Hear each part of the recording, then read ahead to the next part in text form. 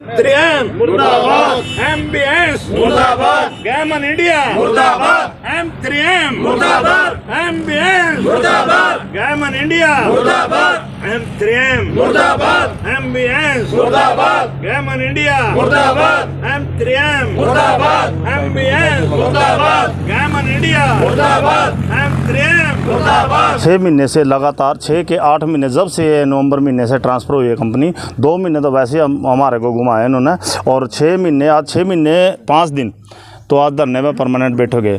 कम से हमारे 20-25 ठेकेदार ठेकेदारों में से कुछ हमारे 10-15 आदमी इसी हालात में पहुंच रहे हैं आज, जो कोई हॉस्पिटल में है और कोई जाने को तैयार है और कोई इस प्रभु चरणों में लीन होने के तैयार है।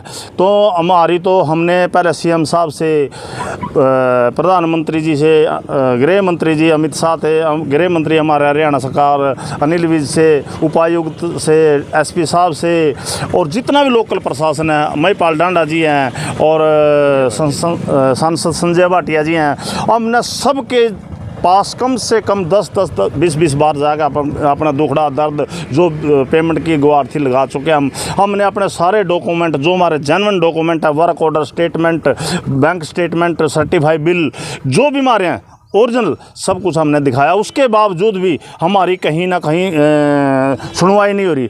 और इस जो एमबीएस कंपनी थी, उन्होंने 2014 से लेकर 2000 नवंबर 22 तक जितने भी ठेकेदार हैं 80-90 करोड़ का काम कराया। 20-22 करोड़ इनकी पेंडिंग पेमेंट है, उनको ऐसे तड़फाता रहा। कुछ तो हम टॉर्चर पहले 8-9 साल के हुए पड़े हैं हमारे पास, मतलब इतना बुरा हाल है कि जिनके पैसे हमने 2014 में आज तक वो नहीं वापसी दे सके। आगे हमारे को झांसा दिया, ये करो तो आगे मैं प्लाट बेचूंगा फिर दूंगा, मतलब ऐसे ऐसे कर दे। हमारा 2022 तक का काम कराया और हमने ना अपना पैसा बैंकों में से लोन लेके अपने रिश्तेदार मित्र प्यारे सब के यहाँ लगवा दिए। अब हमारे पास खाने को दाना नहीं है, रिश्तेदार के पास जिसके पैसे देने उनसे मुँह छुपाते फिर रहे हैं। और हमारी हालात ऐसी होगी कि हम जाएं तो जाकर बच्चों की फीस नहीं, बिल भरने के पैसे नहीं, हमारे बिजली कनेक्शन कटने वाले, हर चीज़ हम परेशान हो चुके हैं। रही बात इनकी M3M की, M3M तो ये कंपनी नहीं है, एक बहुत बड़ा मेरे हिसाब से तो बदमाशों का एक झुंड नहीं है बोलना है, एक बदमाशों का झुंड है। कंपनी नाम की थी, यहाँ कोई मैंने तो एक भी बात नज़र आई इनके। इन्होंने 50-100 जितने भी मेरे ख्याल तो इंडिया लेवल के जितने भी बदमाश होंगे नहीं, शायद इस कंपनी में इन्वॉल्व होंगे। ये जो यहाँ का हमने जो देखा है इनका दृश्य है, जिसने इसमें अब भी काम किया, कुछ हमारे साथियों ने यहाँ नया काम किया, अब भी पैसे नहीं मांग सकते। उसके आगे नाम लेते हैं सिक्योरिटी का।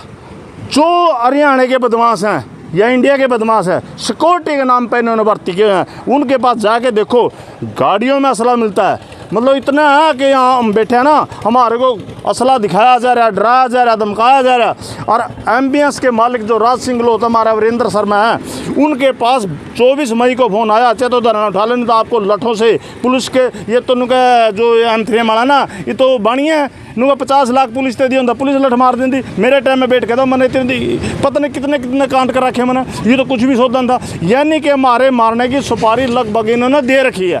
तो मेरे तो भारत सरकार और हरियाणा सरकार से है, और DC साहब और SP साहब से, हमारे परिवारों को टॉर्चर तो हो चुके हैं। घर में खाने का कोई साधन नहीं बचा, संसाधन सब बिक लिए।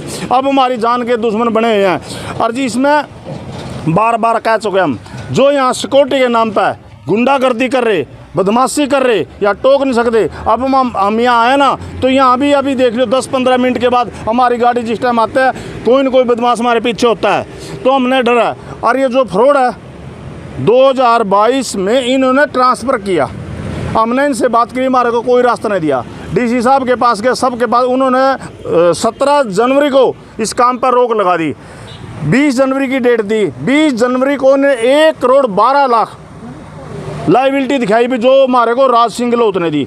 ना ही तो जो एम्प्लॉई हैं जो MBS के टोटल, उन्होंने सारे ना केस कर करके अपने पैसे लिए।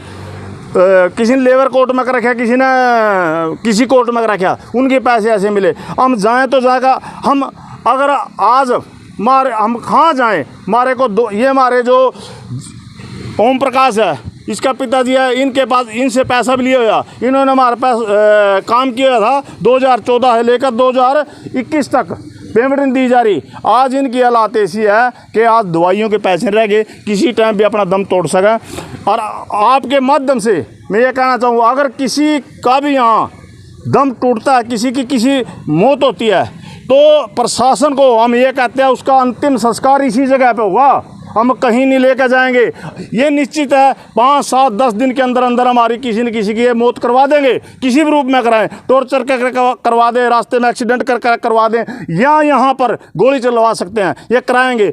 हम ये प्रशासन से कहते हैं, अगर हमारी मौत किसी कारण होती है तो हमारा अंतिम संस्कार जहां धरना है सेक्टर 36-37 हुड्डा रोड पे ही होगा, हम कहीं लेके नहीं जाएंगे। ये हम बार बार कह रहे हैं। यहीं पर अपनी जीवन लीला ये एक ही नहीं होगी, हम जितने भी ठेकेदार हैं सभी अपने परिवारों सहित ही अपनी जीवन लीला समाप्त कर देंगे।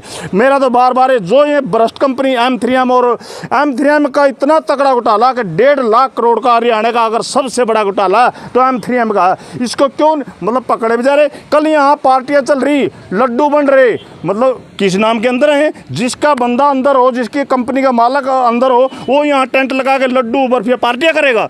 ये दिखावा, ये ढोंग है, बदमाशों की पार्टियाँ। पता नहीं कितनी बड़ी ताकत है इनके पीछे, हमारे को कोई समझ नहीं। CM साहब ने और SP साहब ने, DC साहब ने हमारे को एक आश्वासन जरूर दे रखा, आपकी पेमेंट जायज़ है, आपके डॉक्यूमेंट सही हैं, आपका मतलब पैसा दिलवाएंगे, मतलब ये आश्वासन है। अब उसकी वेट कर रहे हम, कब तक पैसा दिलवाएंगे। हम तो सरकार से ये कहा भाई हमारी जब परिवार जब तक सुरक्षित नहीं है ना, हमारे अगर किसी कारण किसी दुर्घटना होगी उसके बाद न्याय मिला तो क्या फ़ायदा उस चीज़ का।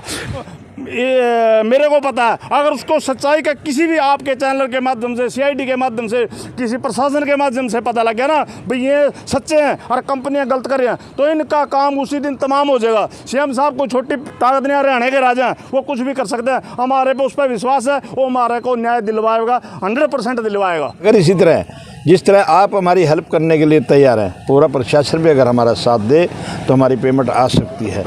लेकिन हमें नहीं लगता कि इतनी जल्दी आएगी, क्योंकि 2014 से लेके 2022 तक तो हमारे को एम्बियंस कंपनी ने खूब घुमाया, आज करवाते हैं, अब हमारे प्लॉट बिक रहे हैं, प्लॉट बिकने के बाद आप लोगों की पेमेंट देंगे। लेकिन जब पता लगा कि नवंबर 2022 में इन्होंने अपनी कंपनी को पूरा ही ट्रांसफ़र कर दिया M3M कंपनी को। M3M कंपनी के बाद हम 2 महीने चक्कर लगाते रहे, वो कभी आज तारीख दे रहे हैं, कल की तारीख दे रहे हैं, इस तरह घुमाते रहे हम लोगों को। लेकिन उन्होंने हमारे को पेमेंट नहीं दी, मजबूर होकर हमें यहाँ धरने पर बैठना पड़ा। धरने पर बैठे हुए आज हमारे को 6 महीने 5 दिन हो गए। हम लोगों ने किसके सामने जाकर अपनी गुहार नहीं लगवाई।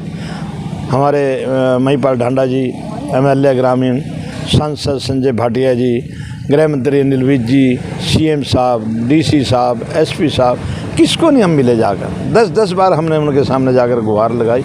लेकिन हमें पूरा भरोसा है CM साहब पर कि उनको ना अब तक कहीं ना कहीं अंधेरे में रखा जा रहा है।